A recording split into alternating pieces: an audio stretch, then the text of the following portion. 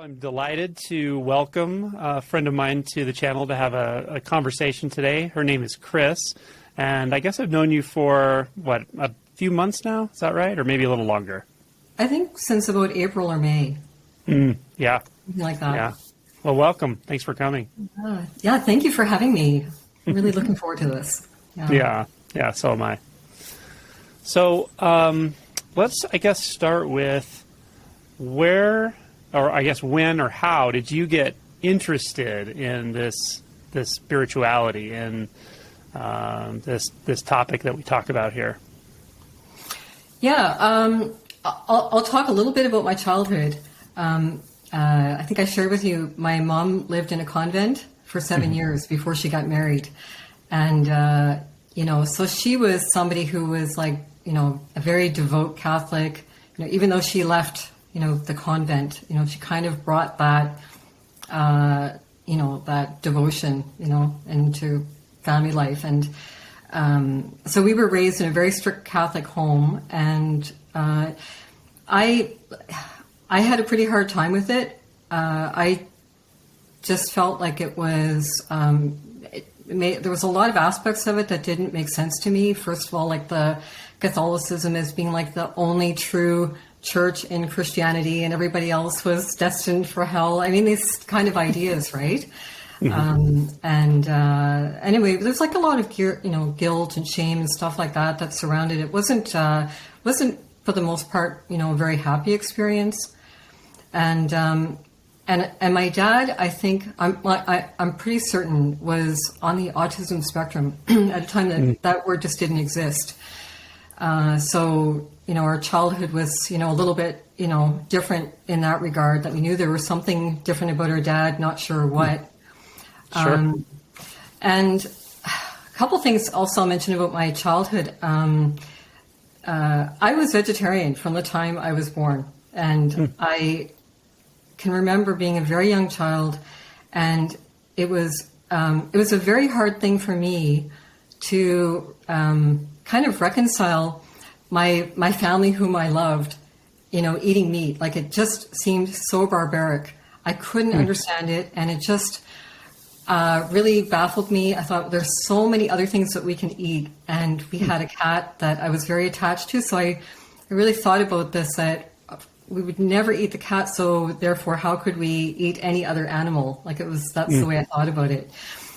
So there was that, that aspect of it. And another thing I will just kind of touch on, which I think kind of, came into play for me in some respect.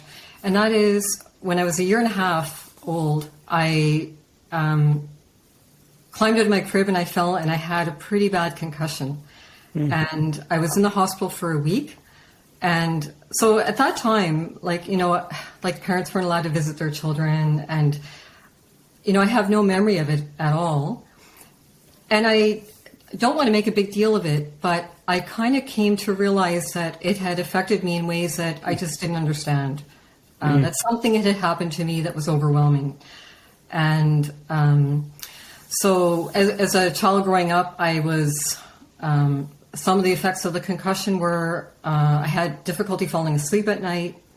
My eyes were very sensitive to light for about 10 years. So just being outside on a day where, like just overcast, my eyes would just be tearing constantly from just the light sensitivity. But I mean, other than that, I have pretty happy memories of childhood. I grew up in Nova Scotia and had, a lot of time in nature, in the ocean, in the forest, and swimming in lakes. And I'm very, very grateful for the childhood that I had. I'm curious about two things. One is, you mentioned your mother was in a convent for 7 years. And then when you were you raised like devout Catholic, going to church, going to communion, all this stuff? Okay, that's what I thought you meant. Pretty heavy duty, yeah. Lent was the worst time of year. It'd be getting nice out, and we'd have to go to church every day after school. Yeah, right. Yeah. It's so I didn't grow up that way, but my Italian side of the family are Catholic, and I even had there are a couple of nuns in my family that are older and passed away now. But the other question I wanted to ask you is about being vegetarian. Was there another person in your family who was vegetarian, or did you just, once you were old enough to realize that you could choose what to eat, you didn't want to eat meat? Or how did that play out for you? Yeah, interesting question. It turns out on my dad's side of the family, they were first Seventh-day Adventist in England, kind of going back a generation or two. So my dad was not raised in that, but he would eat meat, but it wasn't like a thing that he really kind of relished. It was, you know, more because my mom just cooked and he ate whatever was on the plate. But I had such a strong aversion. It was, you know, it's pretty strong. Yeah, from the time you remember. Yeah. In fact, my mother would say that when I was a baby, she would prepare kind of pureed meat and then try to feed it to me. And I would just make such a fuss that would tie my hands to the high chair and try to force it. And of course, this just made it 10 times worse. Right. Wow. That's pretty wild. Yeah. Huh. Yeah. So I've worked at a few different hospitals, but the first hospital I worked at was a Seventh-day Adventist hospital. And then the hospital I work at now, it's not technically a Seventh-day Adventist hospital, but a lot of the administration was for a long time and so forth. So many of the members there are Seventh-day Adventists as well. Anyway, okay. So I was just kind of curious about those things. Yeah. So how did things go for you, like when you left home and went to college? And well, first of all, like when I got to be a teenager, I just wanted to have nothing to do with religion at all. I just felt like it's backward. It doesn't make sense. And I kind of took a position, you know what, that like, you know, I'm going to look to science to understand the world. And so that was basically the outlook that I took for about, I would say about 15 years. It worked. Anyway, I got married pretty young. I was just short of 19 and my husband was about 23, 24. And really interesting. I don't know. There's so much I could say about that. Of course, like we were super young, you know, both of us. But, you know, there was something, you know, some deep connection. And both of us really, you know, marvel about how our marriages turned out. You know, it's, I think we have an exceptionally beautiful marriage and like just a lot of gratitude toward each other. And it's kind of really interesting how the whole kind of awakening process is kind of weaved in between the two of us over many years. Mm. Yeah. Did he share your skepticism about religion initially and being more scientific minded, or? Yeah, he grew up in a Catholic home too, so he kind of shared my attitude toward organized religion. But he was, I would say, much more, I don't know, he really had this kind of felt sense of, I would say, like the divine animating everything, like a really true, you know, reverence, you know, for the cosmos, for life itself, like the whole mystery of existence. Like it was just, you know, endlessly fascinating to him. And, you know, interestingly, I would say I only realized this in the last year that for him, the awakening process started in his 20s. And he was, you know, going through a very intense period at work and just started to have, you know, these really intense mystical experiences at work. And at the time, I was busy with young children, and he had somewhat of a difficult time trying to kind of put it into words what was going on. And he tried to tell me, but I just wasn't comprehending what he was saying. So anyway, I think it's kind of interesting, you know, to kind of reflect on that. Yeah, for sure. Yeah. So then, like for me, the next thing that happened here, you know, by the time I was in my early 30s, I had 4 children, really busy raising 4 children. And then what happened is I started to just kind of really start to really notice I don't know, for the first time, the amount of suffering in the world. It was just like everywhere I turned, I was seeing suffering, whether it was somebody getting sick and it seemed unfair, or something tragic happening, or something happening like I think it was like the orphans in Romania at the time was like a big thing that was going on. And I felt like it was really kind of really coming at me that I couldn't comprehend it. It's like I couldn't make sense of this. It was like the question is like, is there like a pointlessness to all the suffering? You know, and I had nothing to kind of help me to be able to make sense of that. So I went through about 3 years of, you know, a lot of anxiety, depression, and all the while trying to, you know, keep my head above water in running a household and looking after children and all of that. It was a very painful period. But, you know, I managed to dig myself out of it. I went to the library and got books on how to do cognitive behavioral therapy on yourself. I made myself get out and, you know, jog, you know, just do whatever I felt like I could do to dig myself out of it.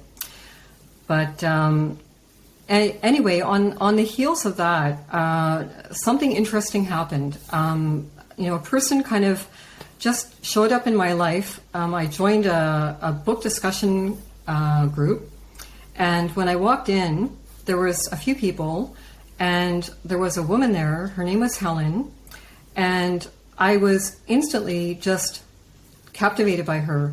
It was like, without her saying very much at all, it was just like coming into her presence.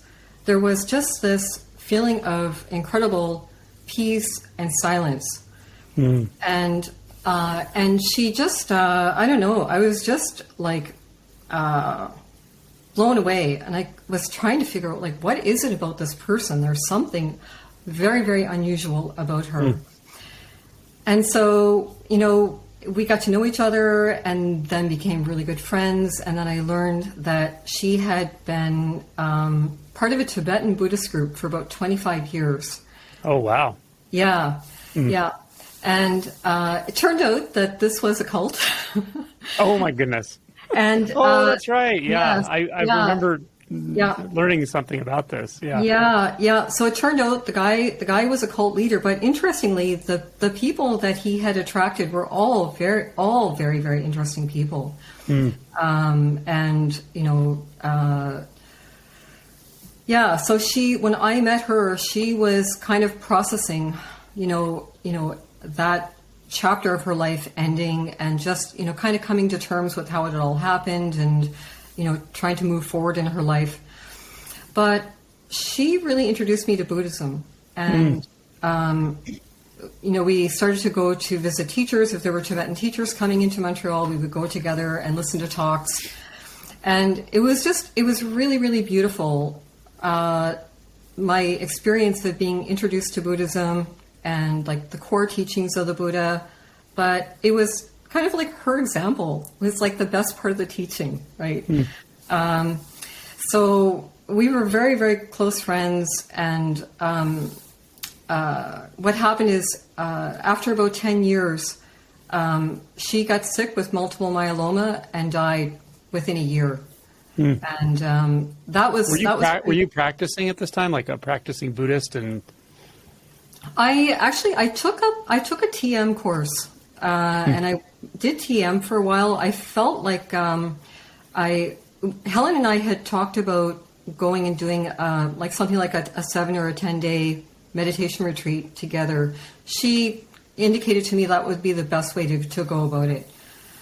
But in the meantime, I took a TM course, and I felt like I was getting something out of it, that it was doing something to improve my mental health.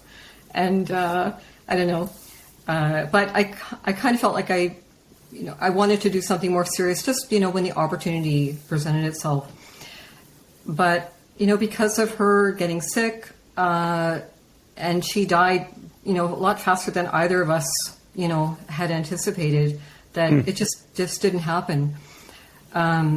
So a few months after she passed away, this was in 2000, I went to a first Vipassana retreat.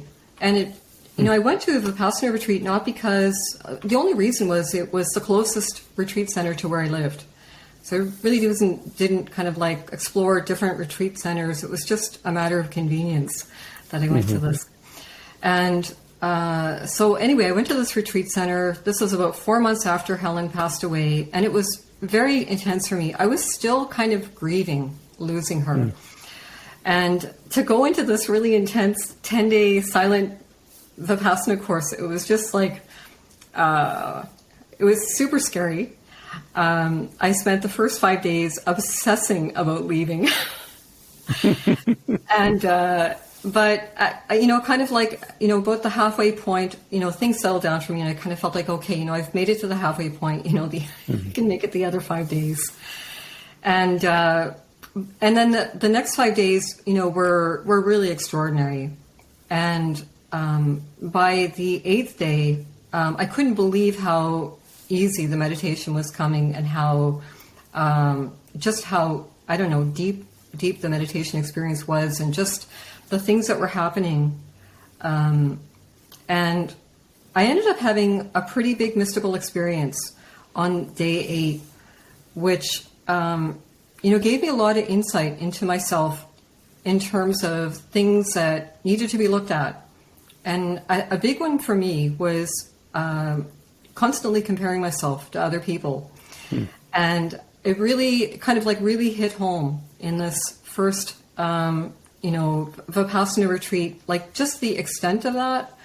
And it was like deeply humbling. And it really set off for me a first awakening. I didn't know that at the time. I didn't know what to think of what happened. Honestly, I thought this happened to everybody that went to the 10-day Vipassana retreat. I thought this is like, okay, everybody is leaving feeling this way, And I went home. I talked 12 people into going. I was like, so, wow. Yeah. Yeah. How did they find it? The retreat? They every single one of them thanked me. Every single one. Right. Yeah. I every time I told people, I thought maybe they're going to come back really mad at me, but, but they all really thanked me and some of them kept going. But it took me a while to realize that the experience that I'd had in the first retreat, not everybody was having.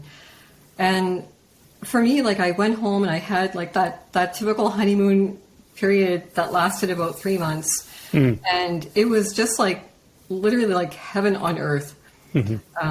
Just all of the resistances fell away, and there was just so much energy and just feeling of clarity and just not thinking about anything. Yeah. Just naturalness.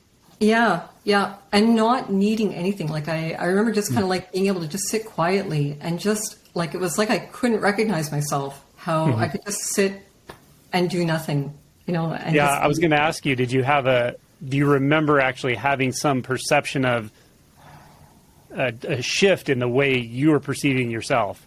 Or was it just so much flow you didn't really care or worry about that? I couldn't recognize myself. That's the way I would put it. Like I couldn't recognize myself. It was kind of like the way I experienced myself. It was the way I experienced myself, but also the way I experienced the world had all undergone a radical shift. And I just couldn't put any words on what had happened. Did you try to talk about it to like even people close to you? Marcel, I did. I did tell him. And the funny thing is, I was so, I was a bit like evangelical about the whole thing. I just felt like everybody should go to do a 10-day Vipassana retreat. This is, and he was trying to tell me, he says, you know what? He says, I really think this is great, and he was so supportive. But he says, you know what? I have my own meditation that I do. And of course, like I had this kind of arrogant attitude that, oh no, it's not, but you're not doing Vipassana. And it turned out later that he had stumbled onto self-inquiry on his own. And that's what he was doing. And he recognized there was something about that, there was no telling him that that's wrong. Yeah. But I mean, it comes out of, there's a bit of, like in my book, I call like Zen stink that comes with this stuff sometimes, but it's also backed by compassion. I mean, you see, you've gone through such a transformation yourself and just let go at such a deep level. Like, why wouldn't you want that for everyone around you, And I think it just takes some time to really learn to trust the synchronicity of everything, that you can't really snap your fingers and wake people up, but there's a synchronicity to how this all plays out. But yeah, I know what you mean. Yeah. It was, it was an incredible period. Like I just felt so happy. I just felt like that's the way everybody should be feeling, I really wanted everybody to experience the happiness that I was experiencing. So anyway, it lasted about, I would say 3 months, really quite strong. And then that was the year of September 11th, by the way. Oh, wow. Yeah. And so September 11th happened. And I always kind of wondered, was it something to do with September 11th? Just because it was like so much bad news, right? That was coming, everybody. But I think it was just the way that, was, playing out, and that's the way I think of it now, that, there was the feeling of, oh, it's slipping away, and what am I going to do to get it back? And then what happened is, like, by Christmas time, I had slipped into a depression. And I don't know, I think part of it was just like the natural, way this is playing out, but I think there was grief as well, grief at having had this amazing experience and now feeling like I lost it. And what happened is you've been kicked out of the Garden of Eden. Yeah. And I went to see, we had locally a medical doctor who was the director of this retreat center, and I went to see him, and I told him what had happened. And he was very compassionate, and he said, I think you should just do another 10-day meditation retreat. I think things will sort themselves out. And so I did. I went to, like, I think in January, I went to the second one. And sure enough, like it definitely did get rid of the depression. And I never really had a depression after that. So that was good. But what I really wanted was to get back what I had, and I didn't. It was just kind of eluding me. But I was so convinced, in the Vipassana meditation, that I spent the next 14 years going back to course after course after course, and even volunteering and managing courses. And I was, really convinced that this was going to be my salvation. And even though at the same time, like at Vipassana, they don't really talk about awakening or liberation in this lifetime. It's not even a realistic goal, So, but I kind of, what would I would say? I don't know. I have very mixed feelings about Vipassana, because on the one hand, every time I went and did a 10-day retreat, I definitely left feeling better, and I felt a little bit more integrated, and I felt like there had been some, emotional purging. And I got, I think, pretty decent at meditating.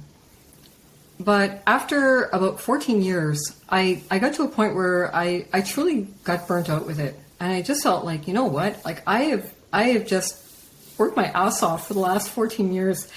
And I, just kind of like looking at myself, when you're doing these 10-day silent meditation retreats, you really kind of see all the craziness in the mind, and there was like this incredible frustration that, wow, I've been doing this for 14 years. Like I really felt like I should be doing better than I am.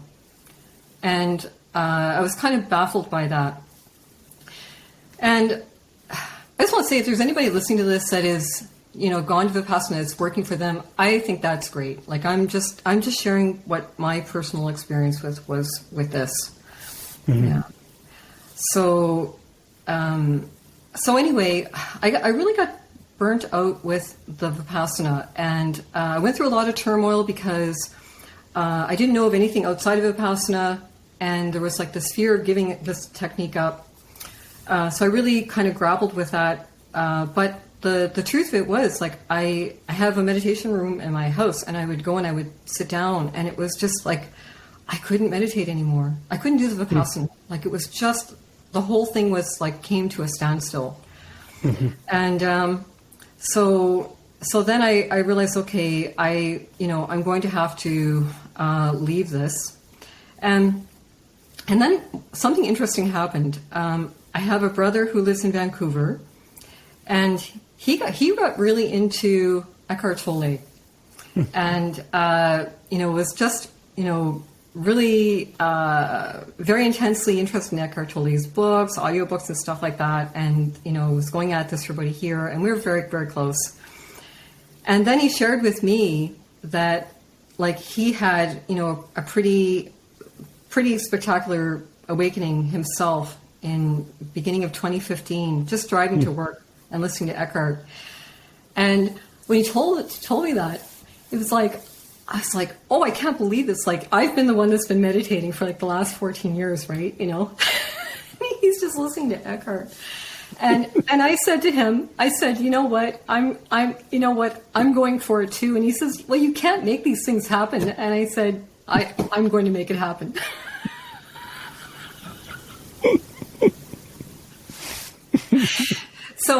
So then over like the next several weeks, like I just, this whole world of non-duality, I didn't know about the term non-duality. I didn't know there's like this whole non-duality scene, like all the teachers on YouTube, all these people talking about awakening. Like, it was like I was suddenly obsessed with this. And I must have gone through like 10 books and countless hours on YouTube. And I was just like, just really obsessed with this. And interestingly, I feel like that burning desire like led to what I would call second awakening. And that was, maybe about 8 weeks after my brother's experience. And what happened that time was, it was just another spontaneous mystical experience that kind of set it off. And also kind of like seeing a lot of, having like this cascade of insights that were very useful for me at the time. And I was able to kind of see things. It was almost like things that were just kind of like coming out of the unconscious and being visible to see. And I could see one was that I even though I consciously thought I really want this, this awakening, I felt like I realized actually I didn't believe it was possible for me. But I didn't see that. I didn't see that was actually lurking there until I had that second experience. Like, I said, whoa. And I could see things like ideas I had about myself. Oh, I'm vegetarian. That means I'm a good person. I have like liberal political values. That's good. Like, it was like all of these egoic, stuff I was able to see, and it was like, oh wow, I've really imprisoned myself with all of these beliefs about myself and my identity, and I'm a good person because of this or whatever, right?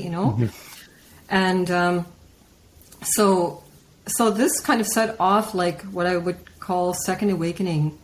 And the interesting thing here was because I'd had the experience of having it, seemingly having it and lost it, I felt like, okay, I don't want that to happen again.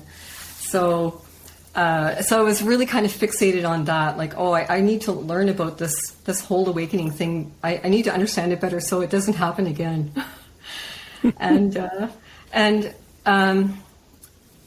So interestingly, I want to just kind of like say something that was going on in our family at that time. My husband and I had 4 adult children at that time. And one of our children was struggling with a pretty bad drug addiction. And it was just tearing the family apart. And he'd been to rehab, 8 or 9 times. He had, he would disappear for weeks at a time and just be on the streets in downtown Montreal.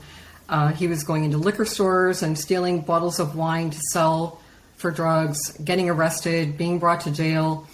And, he was a very in a way, he's a vulnerable person.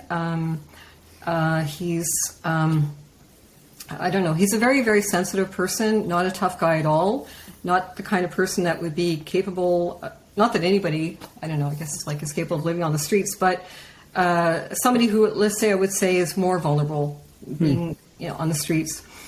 And so my husband and I, we really disagreed a lot about how to help him, and I just felt like we owe it to him to do everything that we can to try to support him and help him to come out of this addiction.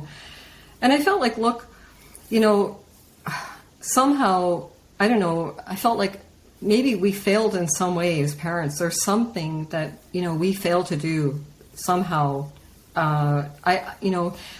He had speech problems when he was really young, and he had a bit of learning difficulties. He was teased a lot in school. He was very sensitive. And I think he just grew up very sensitive and insecure. And I think that kind of really set him up to be vulnerable to drug addiction. Mm. And anyway, so we went through about 3 or 4 years where it was really, things were very intense in the family. And it's kind of interesting how this played out, because when the second awakening happened for me, it was kind of at this, where it was really at the most intense. And I heard about Scott Killaby, and I reached out to him, and I said to him, look, we're in Montreal, and this is our situation with our son. And I said, we can't afford to send our son to your center in California, but could you, can you give us some advice about what we could do? And I will be forever grateful to Scott, because he had one of his staff people reach out to me and talk to me for an hour and a half for free. And that conversation ended up really changing everything. And so this person, they told me, one of the things that they said is that we now know that people who get addicted to drugs or alcohol, they tend to have more unresolved childhood trauma compared to the rest of the population. And he said, he says, have you heard of something called TRE? And I said no, and he said, well, I suggest you look into it. He said, it's something that we are introducing to people on the day one when they come into our center, and they do this every day for the first 2 weeks. And he says, it's really, it's basically, something that you're showing a person how to do, and then it's like a DIY process the person does on their own. And it helps to regulate the nervous system, and it helps people process, this unresolved childhood trauma. And so that was the main thing this person talked about. They went into some other things, but this was the main thing. And so immediately I looked into this. And the thing is I wasn't looking for something for myself. I thought, okay, I've done all this meditation, and I was even doing pretty serious yoga at this time. I was doing about an hour and a half of practice of yoga a day for, at that point, about 7 years. So I wasn't, I don't know, it's kind of strange in retrospect. I really wasn't looking for something for myself. But I will say this, I was aware that I had a lot of physical tension in my body, and particularly in my jaw, my neck, my shoulders, my upper back. And I really wondered, why do I have all this physical tension, even though I'm doing all this meditation and yoga? And of course, when you go on retreat, the body really relaxes quite a bit. But after retreat, after a few days, a week, it would just come back. Mm-hmm. So, and nobody had ever been able to answer what this was about. And I talked with fellow meditators too in the years that I was going to Vipassana, and they were sharing the same thing with me, and just didn't really understand what it was about. I guess it was part of the sankharas. That's the way they would talk about it. Mm-hmm. But I started to do this. I tried this TRE for the first time myself, thinking I'm just going to do it once, just so I understand what it's about, and then I'm going to get someone to show my son and try to get him to do this.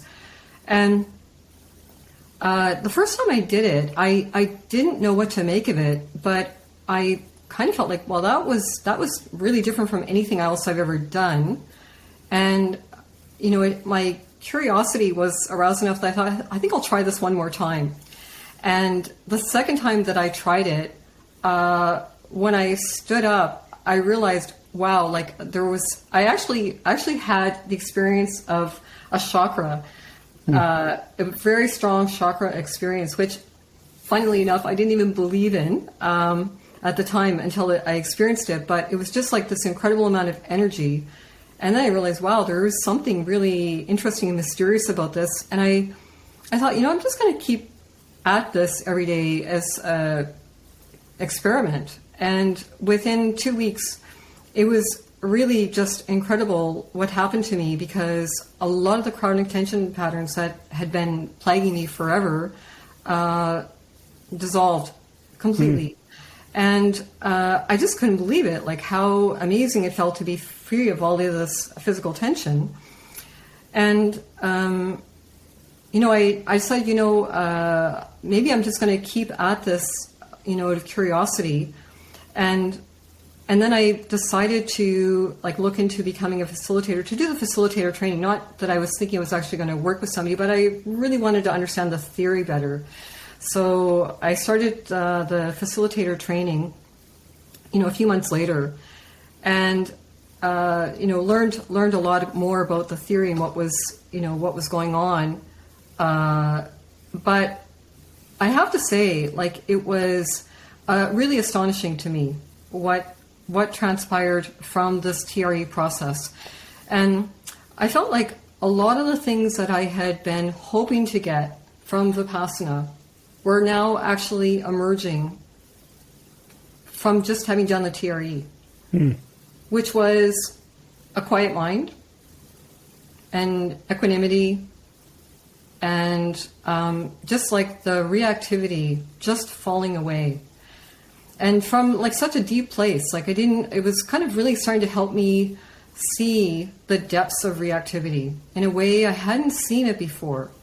It was like I couldn't feel into my body, outside of a retreat context, to just kind of be going about my day and to realize the depths of reactivity in terms of the physiology, and how I was just oblivious to so much of it before. It was just so ritual, so, automatic. It's interesting that this topic's coming up in this way, because it's something that I've talked to a couple of practitioners about in the last few days, actually, that are very realized people, but are just starting to really get to that root.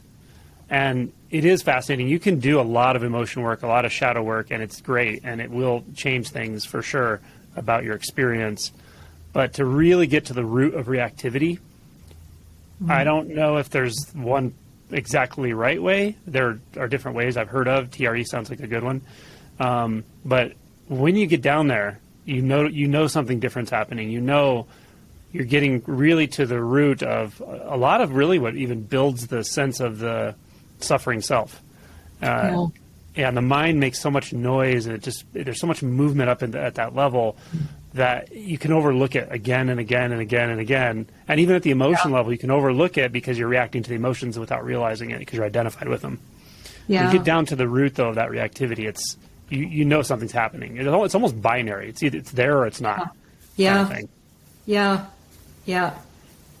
Yeah. It's like it almost kind of what started to kind of emerge into my awareness was it was like I would catch myself going into the reactivity, and it's not even I would even say something or do something. It wouldn't even be that overt. Yeah. But it was just kind of like a reaction of something that's happening I don't like. Whatever. It could be something very, very trivial, right? Mm-hmm. But it was like the subtlety of it, and to see, oh, wow, isn't that interesting? And kind of like the uselessness of it. So it was kind of first seeing it, and it was something about the observation seemed to kind of be untying this, reflex. You Yeah. know?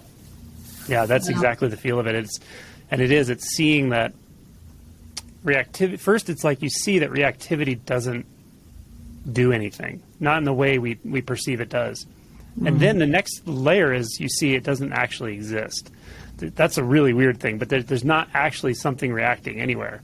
Yeah. And then it's weird. It's like, I don't even know how to say it, but equanimity is the result of that. And Yeah. it's a really fascinating place to venture down into. Yeah. Yeah. I mean, just to kind of like, kind of share how, like the time frame for me and how this played out, I would say, after about a year into doing this, at least 3 times a week, I would say I had kind of gotten about 75% of what I was going to get out of it. And then like another year went by. So it's like really a 2-year time frame, right? And just being more or less kind of consistent with this. And,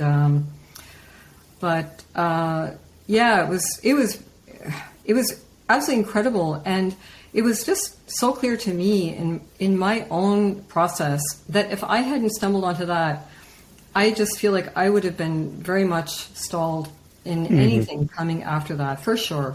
It was just like there was just way too much, that was still going on, that I wasn't even aware of. Another thing I just want to say about this too, which was really fascinating, was I didn't think of myself as somebody being socially anxious at all. Like I didn't think of that. Like I thought maybe if you'd asked me, I might have thought, okay, maybe I'm a little bit shy, but I never thought of myself as being socially anxious. But when I started to do TRE, I realized, oh, wow, like I actually am reacting. Even when I'm around people I like, I'm having this visceral reaction. It's almost like my nervous system is firing and saying, there's a threat here. There's no threat. But it was like the physiological response was just so automated, right? And for me, like, it was like a dismantling of that part of it was one of the most freeing things I've ever experienced, where it was like, wow, you know what? Like I can just be with people and I'm not in the least bit triggered or worried about what they're thinking about me. I'm just able to just be present to this, this experience of being with somebody. And I can't tell you what a blessing that was. That is so well said. And I found the exact same thing, and I would just reiterate what you said for anyone listening, that you may be very surprised at some point how much reactivity there is, even if it doesn't look like outward reactions. It can be latent reactivity. It can cause a hesitation tone. It can cause inauthenticity. It causes all that. Yeah. But when you see through it, first you have to see it. It's just like suffering, just like the first noble truth. If you don't even recognize that you're suffering, and you may have to recognize it as you did through seeing the suffering out there first, then you start going, oh, wait, I'm actually suffering. But, it's a similar thing until you see it and recognize that the reactivity is there and that it can be there kind of like all day long, even if it's at a very low level. And it's triggered by people. And it's also surprisingly triggered sometimes, not necessarily by that person, but even people you're very close to, the reaction can be there. And it can have to do with things like fear of abandonment. All this stuff plays into it. But I would just second and third and fourth what you said, because that's very true. And it can be surprising when you see it. You're like, whoa, I'm like reacting all the time. Yeah. I truly didn't know, even it's funny, like after all that time going to Vipassana retreats and being alone with myself and observing my thoughts and all of that, it was kind of like incredible to me how much stuff was still left that I was unconscious to, and it definitely needed to be addressed. Yeah. Man, I just want to let that sink in because it also ties back into what you said a little while ago. I was going to say something and I thought I'll remember it, and that is when you mentioned anyone who's in Vipassana, interested in it and doing it now. That you're not criticizing that modality at all, and I think that's exactly right. But what I did think to say is this process we're talking about, call it whatever you want, but this process that does happen and unfolds actually in a natural way in a lot of aspects of it, it might take you places you don't feel comfortable. It might take you places that are surprising. And part of that often for people is when they've had a lot of buy-in to a certain process or teacher or group or sect of Buddhism. I'm not saying you have to do this, but at some point I've found that it's reasonably common for people moving through deep stage realization that they just come to an end of it for some reason. It may not happen, it doesn't have to happen, and I know the reason for that, and it's kind of what you just said. You can do something for so long and never see the structure of the identity with the one doing it. Yeah, and then you adapt, right? You adapt, and then other people in those same circles, sometimes there's a complicity thing going on where you pick up the persona of the spiritual person at some level or another and don't realize you've adopted that. So this whole thing can be kind of twisty and turny and nonlinear, but I always encourage people to continue to trust it, trust your instincts, and be willing to change things up sometimes, especially if it gets very stagnant. Yeah.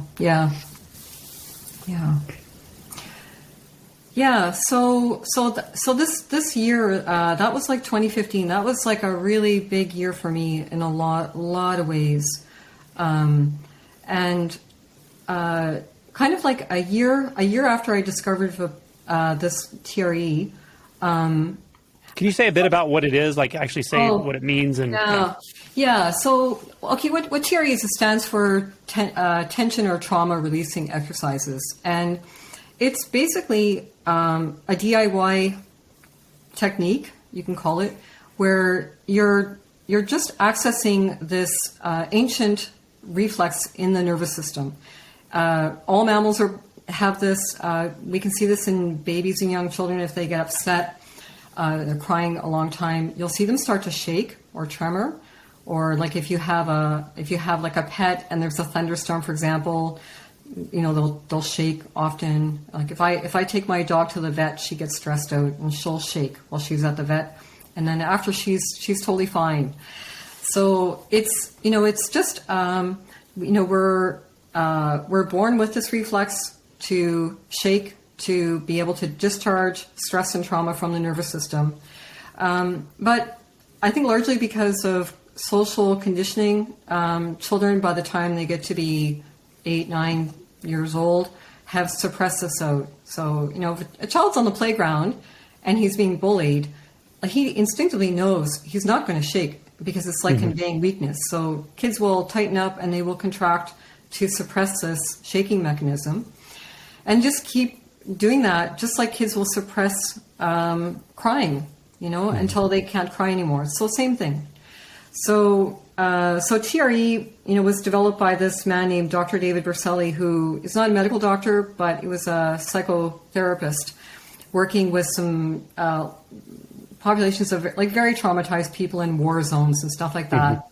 And he had an extensive background in the first kind of body-oriented psychotherapy. This really, really curious, brilliant man.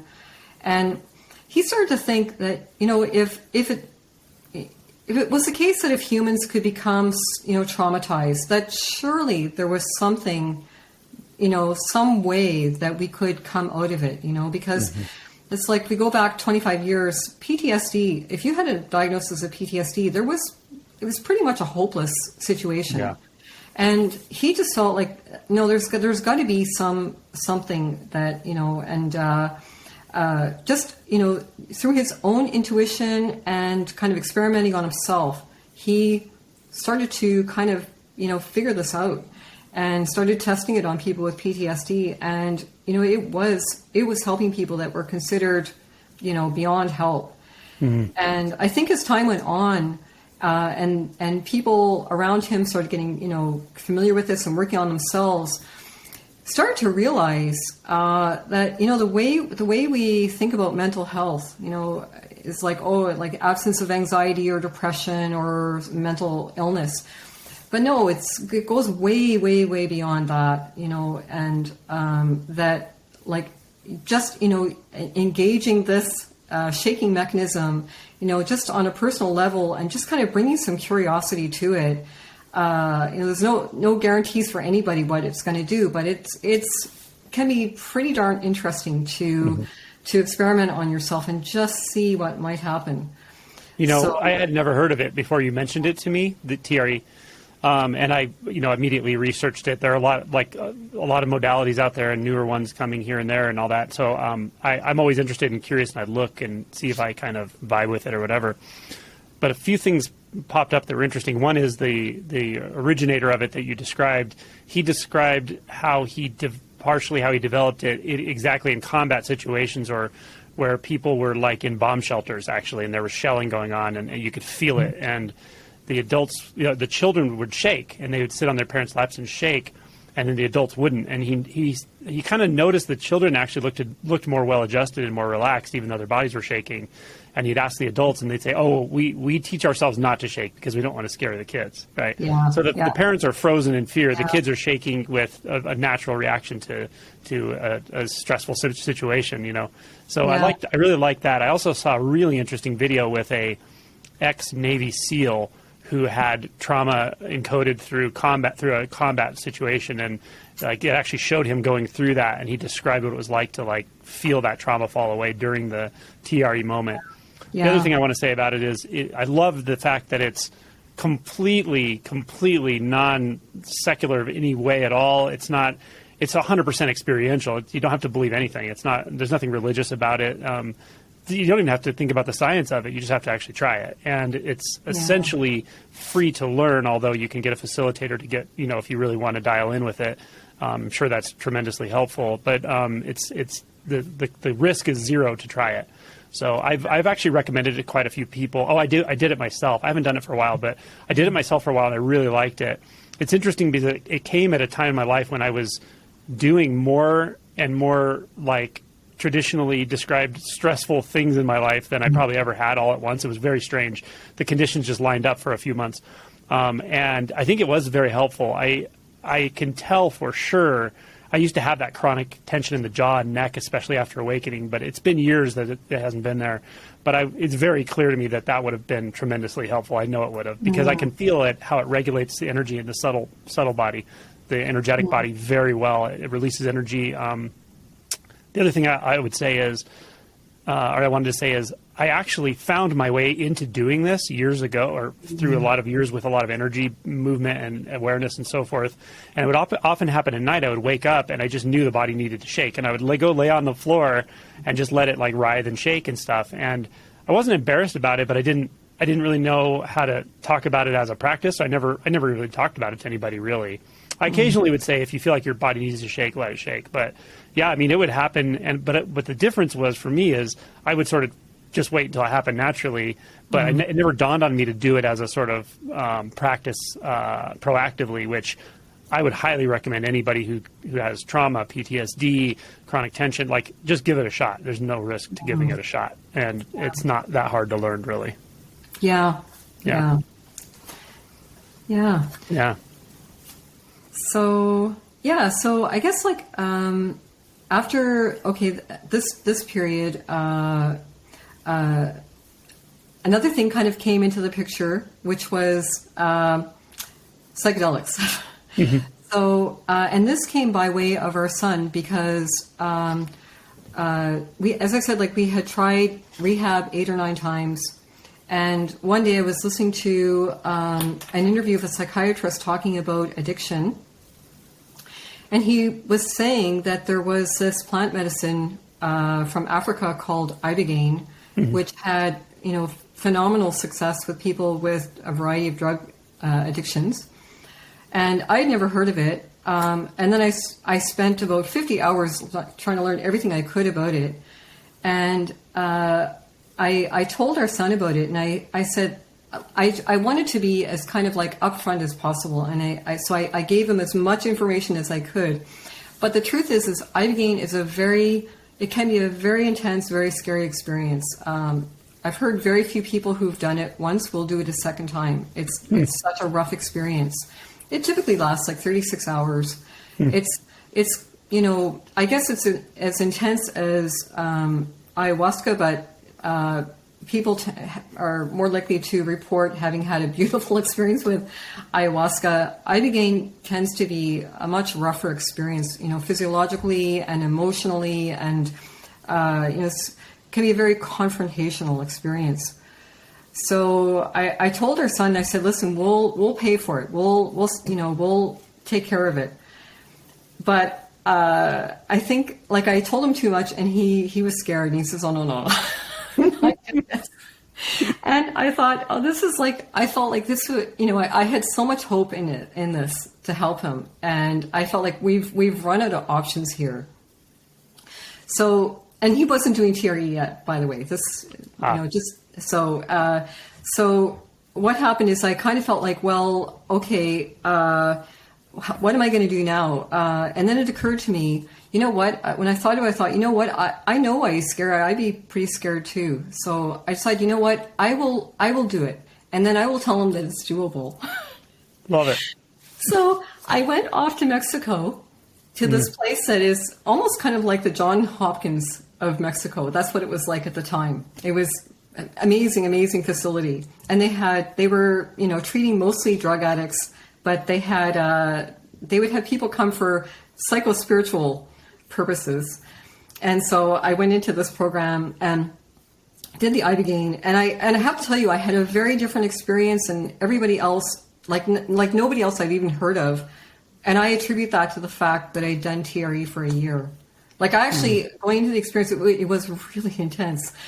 But I was like, wow, my body feels so good. Isn't this interesting? My body feels really good, and so it wasn't like a struggle like a lot of people report. And I kind of came out of it and felt like, well, that was a rough experience.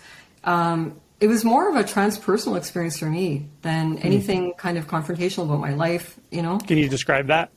What do you mean by that? Yeah. So I felt like I was listening to 1,000-voice human choir for hours and hours on end. And it was like I was listening to, 1,000-voice human choir of people that were slaves that had come into this world and they had really no choice.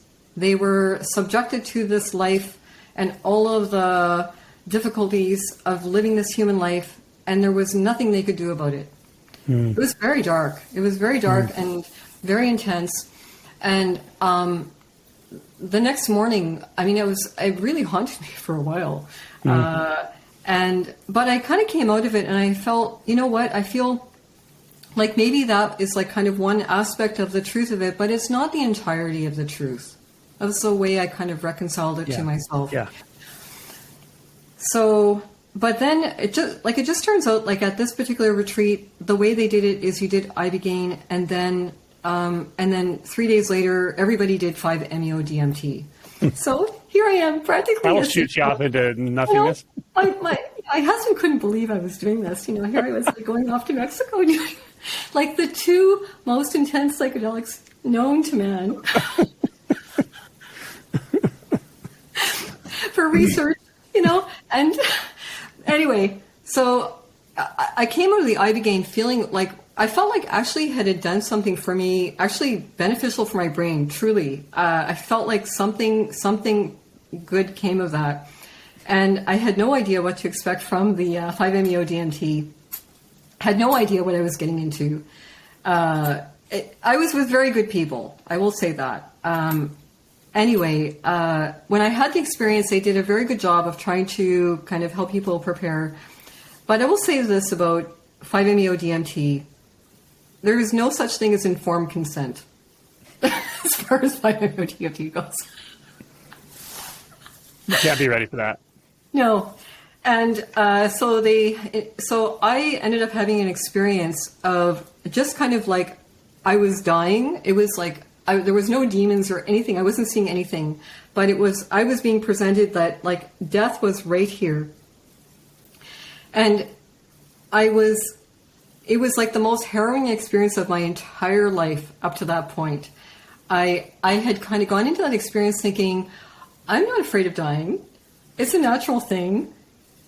It can't be that big a deal. Like, it's just, I truly didn't really think about death or dying. It just, wasn't a preoccupation or concern at all.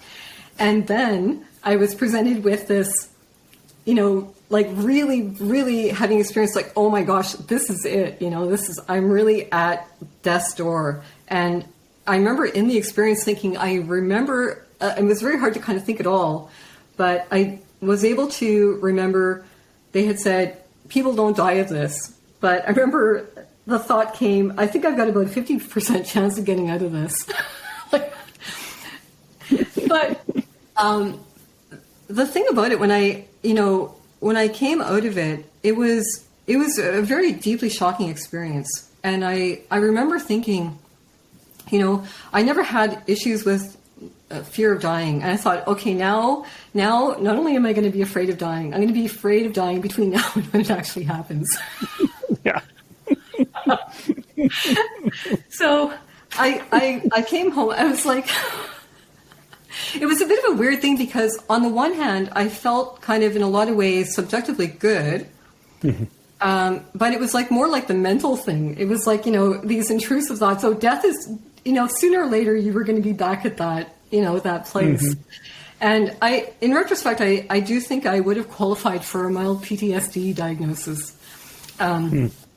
But you know what? The funny thing about this is it was the most harrowing experience of my life. And, people say this about psychedelics. I feel like it was the most beneficial. Mm. Why? Because it lit a fire under me like nothing else could have. Mm. And I never got so serious in my entire life.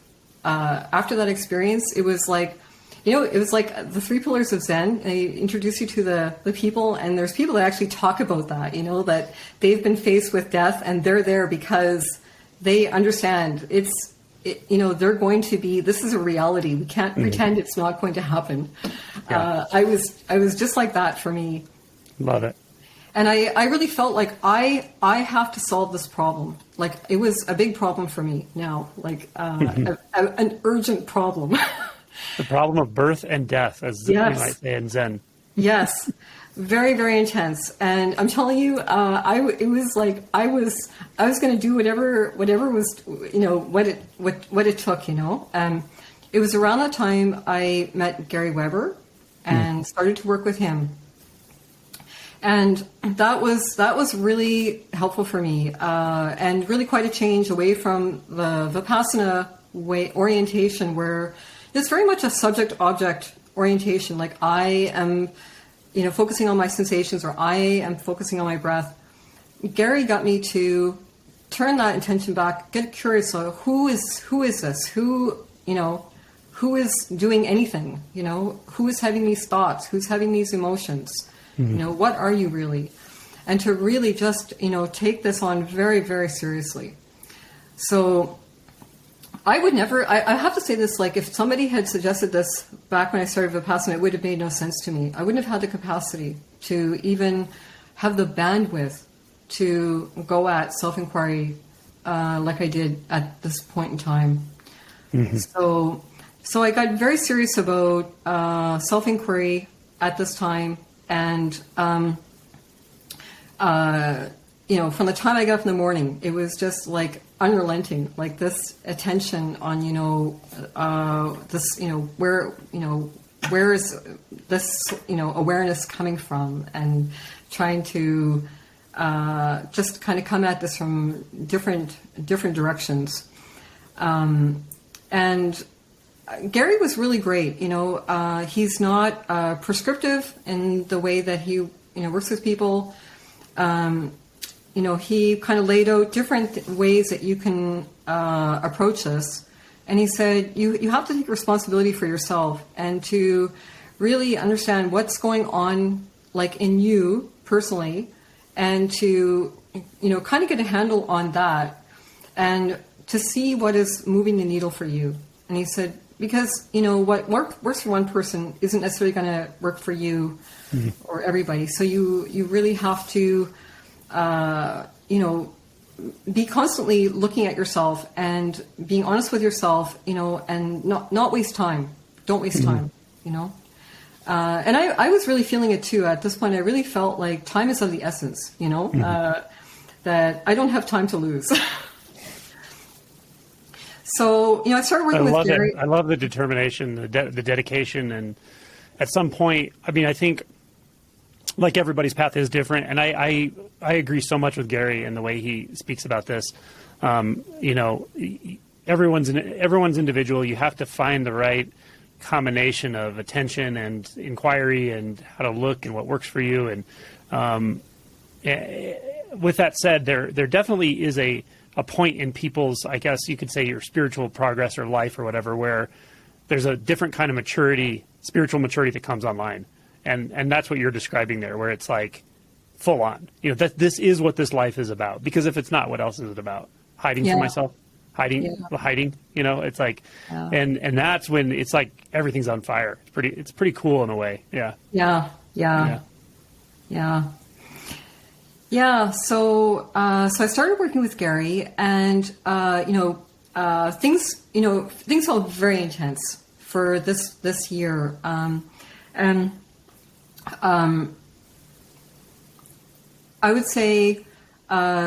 I was noticing a lot was happening from the self-inquiry. Like, the self-inquiry was really kind of,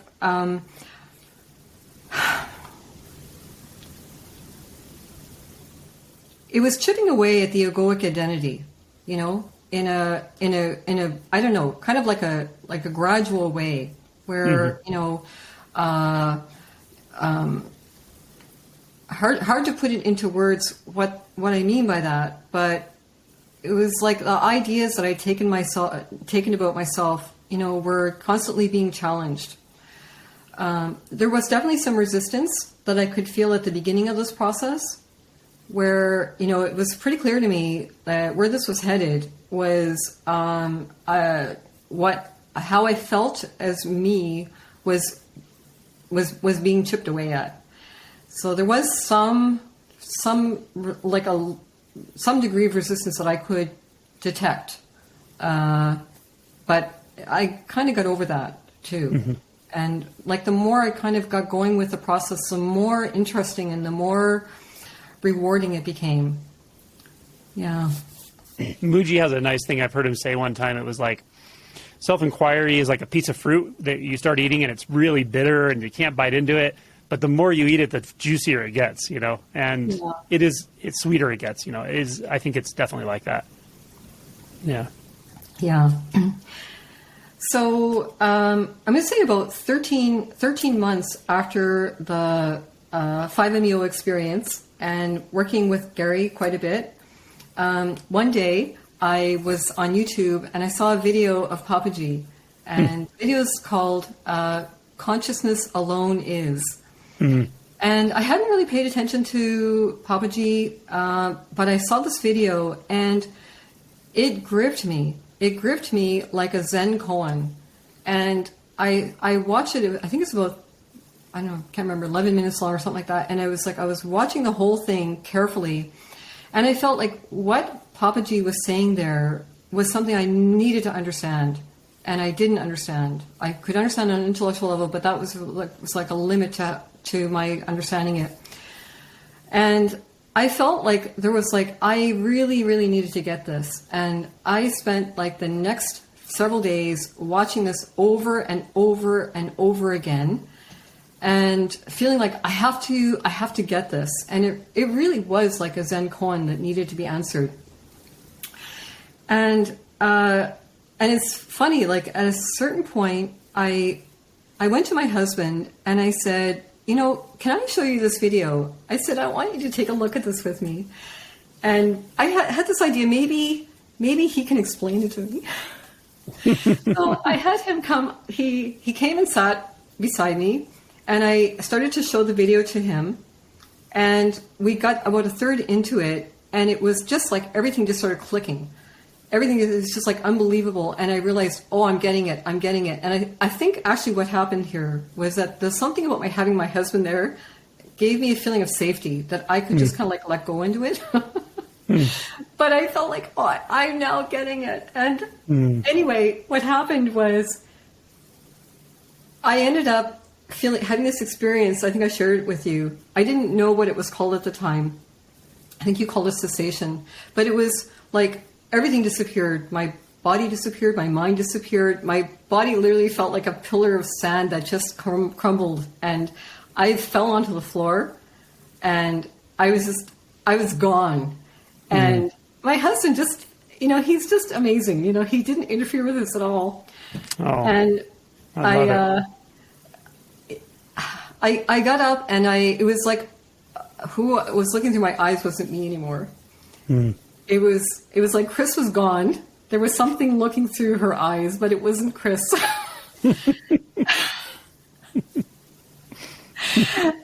Anyway, that solved the problem of birth and death for me. Yeah. I like the experience was, it's pretty impossible to kind of really convey in words, but it was like seeing that without a body, without a mind, there's still this beautiful, pristine consciousness. It's so subtle and so beautiful and so mysterious. And there's no way to kind of like pin it down to what it is.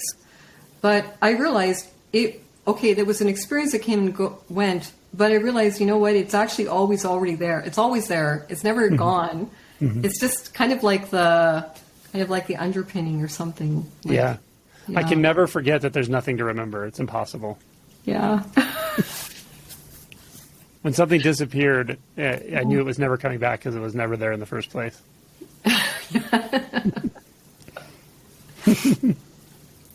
It's so beautiful. Yeah. Yeah.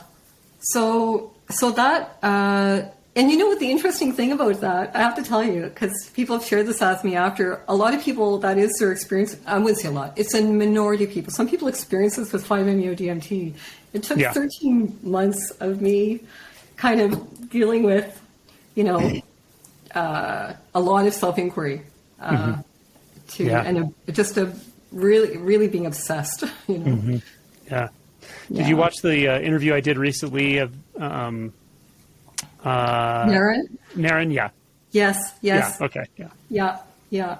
I know you know each other. I was just wondering if you watched it, Yeah, he's wonderful. Yeah, if anyone's interested in this 5-MeO we're talking about, check that one out. It's called the Bus to Mystery or Bus Ride to Mystery or something. Yeah. It's it's something I could never recommend to anybody. It's, it is just, it's a very extreme experience. And I think the only maybe justification for anybody doing it is, I don't know, feeling kind of like there is no option. It's a weird thing about 5-MeO. You find yourself doing it, and in a way it's kind of mysterious how it happens. I think. I don't know. Just, yeah. And I guess like some people like me need, I don't know, the big guns or something. I don't know. I just want to reflect. What's coming to me is that I occasionally get comments, reasonably frequently, along the lines of, I kind of get what you're saying, or I've had an experience, but I don't know how to break through. I don't know what to do. I've been at this for so many years, et cetera. I get those kinds of comments, and I feel a lot of times I just lead them through the emotional aspect, the frustration and all that. But what I'm really inclined to say is, like, try something different. Like your story, this whole thing we just went through, which is like such a journey. I feel like I just went through it with you, as you, which is so beautiful. But it demonstrates that point that, like, you were willing to try very different things. And you never really know. Like, if you've been doing Zazen for 20 years and you feel like it's kind of run its course, or just there's still some insight that's escaping you, it's fine, but try something different. You never really know what's going to cause it, what's going to cause the deeper insights. And as you mentioned, they are extremely subtle. What we're talking about isn't some mind-blowing thing. It is in a way, but it's what we're talking about is subtlety.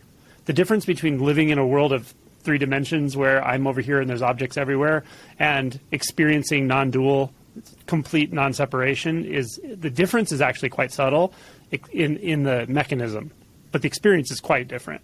So there's very subtle things that we just overlook again and again and again. And so sometimes you just need to reset. I don't know what you need to scratch the needle across the record, if that means going to Mexico and doing, what you did, or just trying a completely different modality. So your whole testimony here is really a tribute to that willingness to put yourself in uncomfortable situations, different situations, obviously with good research and all that, which you did was just perfect, but it helps for sure. It really is a lot of the times a sticking point in someone is they're just not willing to do something different. Like maybe they've never been to a retreat. Well, go to a retreat, or maybe you're too uncomfortable to step out of your spiritual circle. Step out of it. Try something different. Meet different people. Go to a different kind of retreat or different type of teacher or whatever, And the last thing I want to say about that is find someone who can challenge you, who can really challenge you, like Gary Weber, right? So find someone who can point you past your own ego fixations, whatever they are, and expose yourself to that person. If there are people out there, if you look, you'll find. Yeah. Yeah. Yeah. Agree completely. So for me, like what was emerging kind of like in my like day-to-day experience was like a lot of what I've been looking for, which was, I don't know, equanimity and, just really feeling just this extraordinary sense of well-being, physically, psychologically, emotionally, like better than I'd ever hoped for. But at the same time, like what I would say about it is something that haunted me was Gary had introduced me to Ramana Maharshi, and I got very interested in Ramana's teachings. And one of the things that Ramana said was that spiritual seekers most of the time stop too soon. And I kind of thought a lot about that. I thought, what, I don't want that to happen to me, and I felt like there was something in a way, like I had been through so much, in my life, and I had felt like, wow, to feel like I had emerged from so much suffering. I felt like, what, I don't want to stop this process, whatever it is. I want to kind of keep this process going, And it was around this time that Gary announced that he was stepping back from teaching. And I really was like pretty choked up about that because I was, very attached to him. So this was around 2019, I think. And I spent the next year kind of reflecting on where things stood and just feeling like I don't want to kind of like, I don't know, waste what I felt like was this amazing opportunity to kind of keep this process going. But I didn't really know what I needed to do or where to go from here. I read a bunch of books, and like these were, some contemporary Advaita Vedanta books. And what people were saying was what you needed to do was to get, very serious about self-inquiry and kind of keep it going like at a burning intensity around the clock. And I attempted to do this a couple of times on my own. And I think I was pretty decent with self-inquiry at this point, but I definitely couldn't do it around the clock. And I had taken on this idea that that's the next step that I needed to do. I want to just say, Gary doesn't believe this at all. In fact, like he would emphatically say he does not believe that this is a good approach. But nevertheless, like I had taken on this idea. And then what happened is pandemic started, and somebody I knew had met this teacher, somebody fairly new to teaching, that was working with people with kind of traditional Ramanist teachings, self-inquiry. And I started having sessions with this person and, really kind of spent 2 years, like the first 2 years of the pandemic, really giving this my all to try to master this, level of self-inquiry. And I would say I'm glad I did it. I think that it helped to kind of break down some remaining, the sense of doership, that would creep up. Like I was able to kind of really kind of confront this in a more head-on way over this 2 years, and I felt like it was beneficial. But kind of coming up to the 2-year mark of this, I was just kind of reflecting on everything that had transpired in this 2 years, and it was like this rebellion was kind of coming up in me, and I felt like, you know what, I've really given this my all, this self-inquiry, and I feel like I'm at a dead end with it. And I was getting frustrated with working with this particular person. I want to just kind of say something about this, about teachers, because it was something that I noticed was different when I met you and read your book and started to listen to your videos. And that was about how over and over again, you talk about the importance of trusting your intuition and trusting your direct experience. And one thing that I think was unfortunate about the experience I had working with this person was that when I would meet with him and he would ask for how things had gone the previous week, his feedback would be to kind of cast doubt on my experience, that I wasn't somehow arriving at the right answer, or something was insufficient in what I was doing. And this was causing a growing, feeling of frustration, and a feeling like, I remember in March of this year, feeling like my concentration was so good by this time. My concentration never been so, strong, I don't think, in my entire life.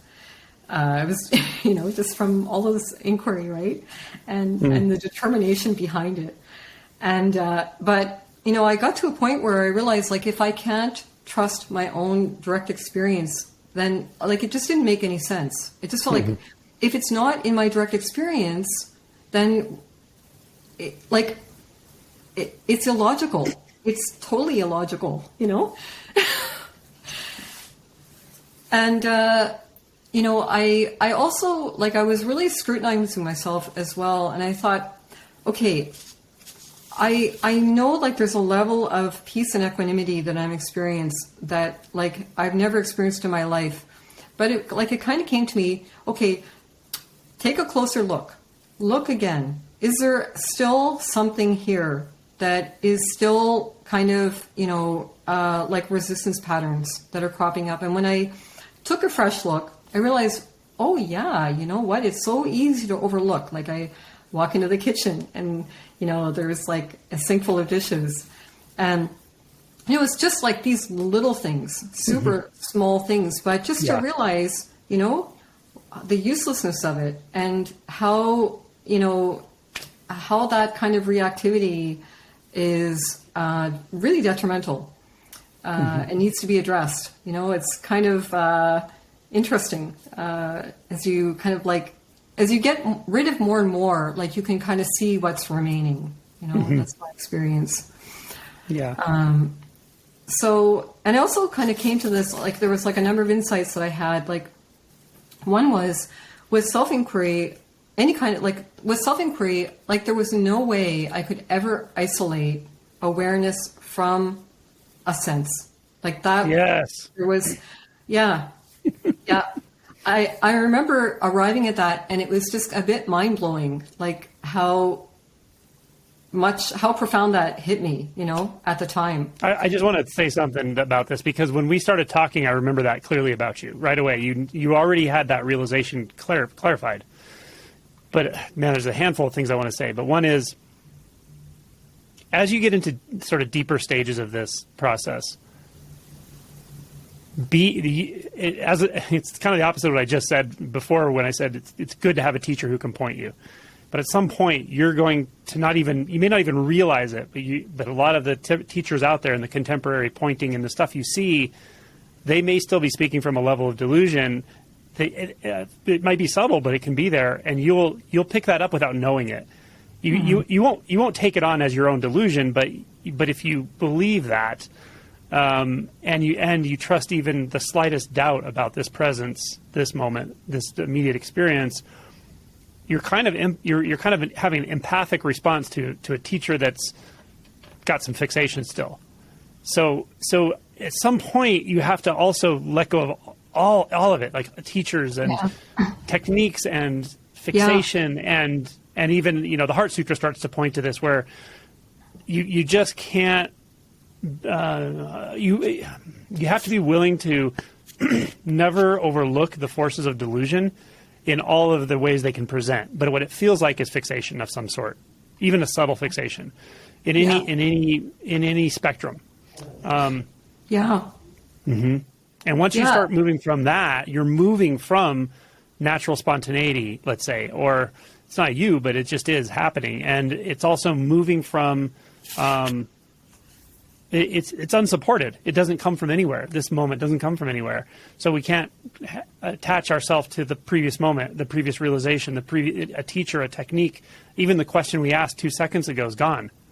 And so it becomes so incredibly, eminently fresh and present. And the one key insight there is what you said, which is very important to realize, but not to believe. Awareness, you can't find awareness apart from a sound. You can't find awareness apart from a sensation or a color or a form. It becomes extremely simple when it's in the sense fields. But this has to be realized, and that's the real meaning of non-duality, like in the Bahya Sutta way of speaking. And it's a realization that if you overlook it, you won't even know you overlooked it, because it's easy to overlook. Yeah. Speaking of fixations, like, at this point in time in March, I really, it was like I was like, okay, taking like a fresh look again, everything I was doing, and it was like everything was, being put on the table to question. And one thing I realized is like I had like quite a strong feeling of devotion toward Ramana, and like thinking about Ramana a lot. And I realized I think I need to set this aside for the time being. Like I need to let go of even hoping for help or referencing anything Ramana said or everything, the teachings, all of it, and just go with the direct experience. And that's when things really started to move again, And interestingly, it was like on the heels of that, a really dear friend surprised me with your book, and she says, let's call this an early birthday gift. It was like, I don't know, 6 weeks before my birthday. I think you're going to like this. And anyway, I read your book, and it was just blowing my mind. And just reading the book, I started to have like, I would say for real non-dual realization begin for me, where it was like that intimacy with everything. It wasn't steady, but I felt like, I think I have a grasp on this, on how to sense my way into this. And so it was like being alert to the resistances, and, equanimity was really important. And I don't know, there was just something about spending more time in nature definitely was helping a lot with this. So I spent a few weeks like this, and then one day I was sitting and having just a random conversation with my husband, and all of a sudden the most obvious thing going on was I was absent from the conversation. Like everything was happening, but me was gone. It's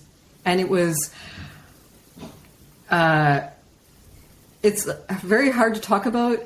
On the one hand, like I remember even thinking, somehow the thought came, you know what, this is shocking, but the capacity to even feel shock, I couldn't feel shock. Like there wasn't a capacity to feel shock. And it was like my whole body just felt hollowed out, I thought, if somebody came at me with a knife, like I wouldn't feel it, like it would just be like, I was like, there was no capacity to feel pleasure or pain. And it was it was shocking. It was a shocking experience, but at the same time, there wasn't anything dysphoric about it. Right. But it was so different than anything I'd ever anticipated. Yeah. And the thought came, I've taken this process too far. Oh, you've done it now.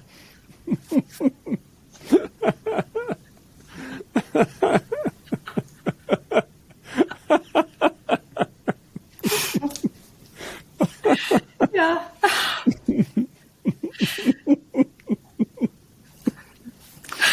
That's funny.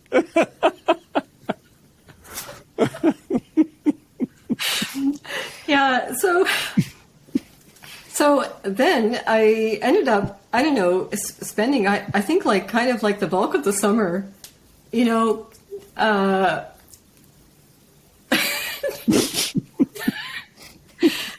trying to, I don't know, make sense of this. And it was kind of strange summer because on the one hand, I felt really good.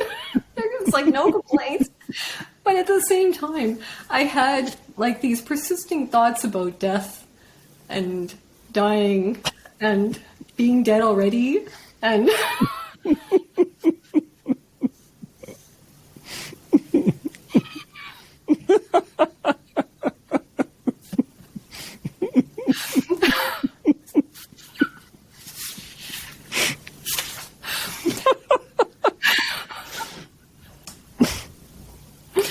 yeah, so I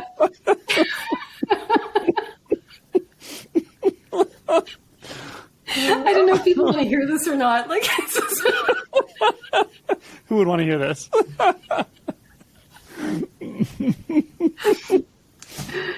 yeah, yeah.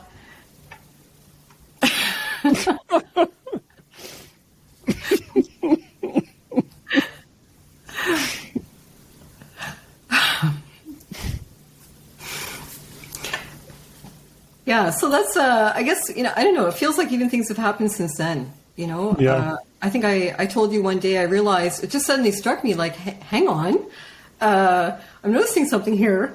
My body is like any other object in the room. Like there isn't really kind of a sense it's my body anymore. It's just, and it was like, when did this happen? I don't know. It's like, and then I think like the most recent thing that shifted again was just the sense of like when I like look at, I don't know, like, you know, the walls of the room or I'm outside, it's like what I'm looking at doesn't have, it's like something about it is different. Like it's like my understanding is different. It doesn't look different, but it's kind of like the way it's being processed of what I'm looking at feels different somehow. And you know, if I go for a walk, it's almost like it's like these constantly changing tableaus. Yeah. That's kind of what it is, you know? Totally get it. Yeah. Yeah. Yeah. It's funny. So this part of things we're talking about, we're so far down the rabbit hole, like for anyone watching this, that this is so far beyond any kind of description. When people ask me, what's it like for you? It's like comedy. Like, are you kidding me? I have no idea what it's like for me. This moment is like it is. It's exactly like it is. It's even not even describable. But the moment I turn my head, a whole other universe is there. It's like, and awakenings can just keep happening because when I'm talking to someone, they're waking up, I'm waking up. There's no separation there. So yeah, it's really, really fascinating when I'll use terminology because there's nothing else I can do, but when you go beyond identity, when the illusion of identity is no more, then there's no boundaries to identity. There can be no identity and a personal identity, a non-personal identity, someone else's identity. Even that is just appearance. It's just it's an energetic signature. And so it's fascinating that there does come an end to the seeker, in a sense. The person, the identity does sort of come to a final end, and yet whatever walks out the other side of that keeps changing and keeps evolving and keeps maybe devolving. Who knows? Yeah. So it's not like the process stops, but it's just carried forward by itself as itself for no particular reason or purpose, or it's not anchored anywhere. Yeah, and there's not even anything moving from moment to moment. It's like completely paradoxical, this world, this reality. Yeah. Yeah. It's in the book. In the book, it's like when you look away from the surface of the lake, there's no paradigm for that. There's no language for that. There's no way to think about that. There's no even way to experience that. It's beyond experience, right? It's amazing, and it's sublime, and it's also completely normal and natural. It's just what is. It's so simply, obviously, what's right in front of your face. You know. Yeah. Yeah. Yeah. I want to ask you something. You know, like one thing I've seen in myself is it's like I almost don't have access to a range of emotions that I used to have, you know, to kind of like really get excited about things or, you know, or down about things, disappointment. Like, it's like things have changed in terms of things like, I don't seem to be able to get access to those emotions anymore. But at the same time, I feel really good. I feel really happy, you know?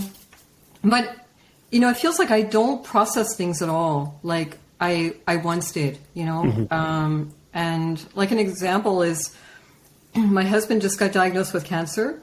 And like just observing how like I've been processing it, you know, it's like, oh, you know, it's not like I thought it would be, even though I still have a lot of attachment to him and I still care about him a lot. Yeah.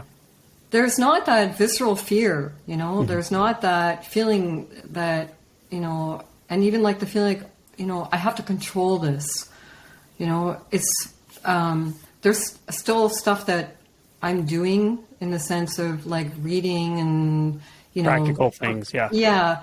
But the feeling that, okay, I need to, or even like the belief I can change the outcome here is like,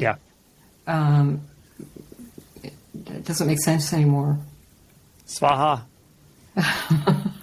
Yeah, I mean, I'm sorry to hear about that, of course, but that's equanimity, you know. Seeing things as they are, seeing that reacting would have not done anything except to add a layer of stress and suffering to yourself and to some degree anyone you come in contact with. You know, we share it. We share the collective delusion of suffering. So, you know, reactivity and so forth. It's very easily transmitted, just like it is from a parent to child to people who you're around and so forth. So the death of you, the end of you, the willingness to take this until the will and the agency is completely gone, and then see that it just still carries itself on in a way, it carries itself forward. That's the ultimate gift you could give the world. I really believe that for anyone who's interested in this subject, who's already on this path, who's understood experientially what surrender is about. This is what your life is about, and that's it. The wheel of the Dharma just turns. It doesn't turn for anyone, and it turns for all the beings that breathe and beings that do not breathe. And it's the most beautiful thing in the world, and it's also doesn't matter either. You know, it's all paradox. It's just extreme paradox in one sense, in the many senses. But that's pretty normal. That like the range of emotion feels. I wouldn't say it feels contracted. It's just that you see that so many emotions and reactions were based on the opposite reaction, right? When you feel certain about something and that makes you feel good, you're just setting yourself up for the next time you doubt something and feel bad about it. When you think you're a good person, you're just setting yourself up for the next time you doubt your own, you know, whatever value, let's say. And so when that pushing and pulling disappears, it feels like a really profound neutrality. And I guess for me, I don't even know if I self-reflect on stuff like that anymore. I don't think I do. So in one way, I could say I borrow it from everyone else when I'm with them. Like when I'm with somebody, I'm them. I can sort of feel their reaction triggers and things like that. But if I look here, there's nothing. There's no reaction at all. It's like an appearance, you know. But what a beautiful gift to give the world by not making it about yourself, by by being, you know, in the world but not of the world. As I was saying to Violet just the other day, in one sense, it's really fascinating how obsessed we are with self-structure and identity, because when that subtle self sense falls away, you realize, like, well, a flower doesn't need a self. The sun doesn't need a self. The galaxy does not need a self. Nothing needs a self. Why do we think we need it, right? It's crazy. And so there's just this enjoyment of everything. Yeah. Yeah. There just doesn't have to be an enjoyer. You don't need that. Yeah. Yeah. Yeah, gratitude is like, I don't know, a big part of my experience. I have to share something at the retreat. There was one morning, I got up and it was just like the spectacular view in front of the cafeteria. Just unbelievable how far you can see over the mountains. And the sun started to kind of come up, and I've never seen a sunrise like that in my entire life. And it was absolutely breathtaking. And I gasped as it came up. It was a silent retreat, but I couldn't help it. It was like I just gasped. And I spent the day reflecting, like, how much do we give gratitude for the sun, And I was just like, I spent the day thinking about, like what a miracle the sun is, and how utterly dependent, our life forms are on it. Isn't that amazing? The energetics that have created all of this organization that we call all the life we've ever known as humans. It's all from the energy from the sun. Yeah. Amazing. Yeah. Light energy, actually. Yeah. Yeah. So easy to overlook, Yeah. Well, we covered a lot of ground. That was amazing. I'm sure the viewers are going to get a ton out of this. I have no doubt. And thank you so much for everything. Do you want me to put you teach TRE, correct? Do you have a website? I do. Okay, so I'll put some links underneath the video for anyone interested in TRE, working with Chris on that one-on-one, things like that. Just thank you so much for being willing to share all of this and just spend a couple hours here. It's been really fun. It has. Thank you, Angelo. I can't thank you enough. I really can't thank you enough. It's been a huge blessing to meet you and get help from you. It's been incredible. Yeah. Yeah. Thank you. Take care. Thank you.